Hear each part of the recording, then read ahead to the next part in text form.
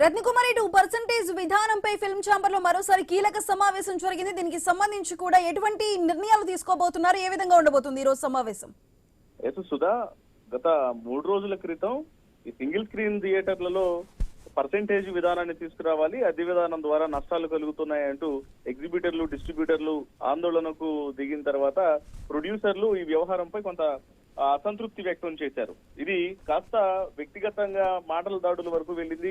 ఒకవైపున Asian theatres యజమాని సునీల్ నారంకి, అలాగే ప్రొడ్యూసరు నాగవంశీ మధ్య మాటల యుద్ధం అనేది జరిగింది. అలాగే ఒకవైపున ప్రొడ్యూసర్లు, ఎగ్జిబిటర్లకు, డిస్ట్రిబ్యూటర్లకు మధ్య కొంత డిస్టర్బెన్సెస్ అనేవి వచ్చాయి. వన్నిటిని సద్దుమణిగేలా చేయాలని గత 3 రోజుల క్రితమే ఒక సమావేశాన్ని ఏర్పాటు చేశారు.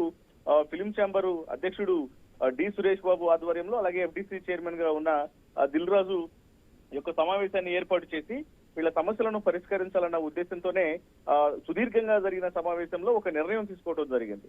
ఒక కమిటీని ఫామ్ చేసి 1 నెల లేదా 2 నెలల్లోనే ఆ పర్సెంటేజ్ విధానం మీద ఒక నిర్ణయానికి రావాలి. ఇందులో ప్రొడ్యూసర్లు, అలాగే ఎగ్జిబిటర్లు, డిస్ట్రిబ్యూటర్లతో కూడి 15 మందిని ఏర్పాటు చేయడం జరిగింది.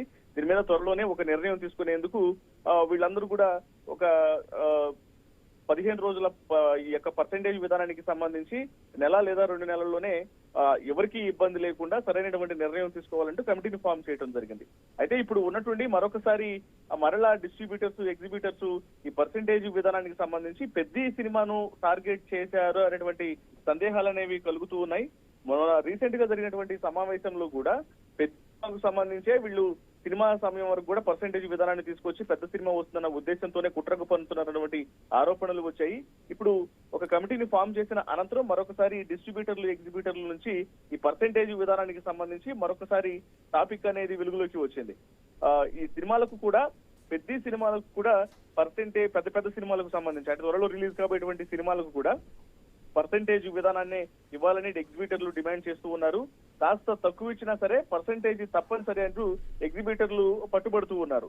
రెంట్తో పాటు 7.5 అంటే 7.5% పర్సెంటేజ్ ఇది ఏదైతే ఇటు వీళ్ళు అడుగుతున్నటువంటి పర్సెంటేజ్ ఇస్తామని నిర్మాతలు ప్రతిపాదనకు వచ్చిన తర్వాత పెద్ద రిలీజ్ కు ముందే పర్సెంటేజ్ పై లెటర్ ఇవ్వాలని ఎగ్జిబిటర్లు డిమాండ్ చేస్తూ ఉన్నారు. అంటే దీన్ని బట్టి ఆ పెద్ద సినిమా అనేది త్వరలోనే రిలీజ్ కు ఉంది. అలాగే రామ్ చరణ్ పెద్ద సినిమా అంటే ప్రతి ఒక్కళ్ళకి కూడా కొంత మార్కెటింగ్ అనేది చాలా ఎక్కువగా ఉంటుంది కాబట్టి ఈ సినిమా రిలీజ్ లోపే ఇచ్చినటువంటి హామీలను నెరవేర్చాలి. అంటే 7.5% పర్సెంటేజ్ ఇస్తామన్నారు, అదితో పాటు అని చెప్పారు కాబట్టి అది కూడా ఇవ్వాలని చెబుతూ ఉన్నారు. ఇది మరొకసారి సమస్యగా మారేటువంటి అవకాశం ఉంది కాబట్టి నేడు నిర్ణయం చెబుతామని నిర్మాతలు స్పష్టం చేశారు. కాబట్టి పర్సెంటేజ్ అంశం నేడు కొలిక్కి వచ్చేటువంటి అవకాశాలు ఉన్నాయి. Sudha. Right Ratnakumar, thank you.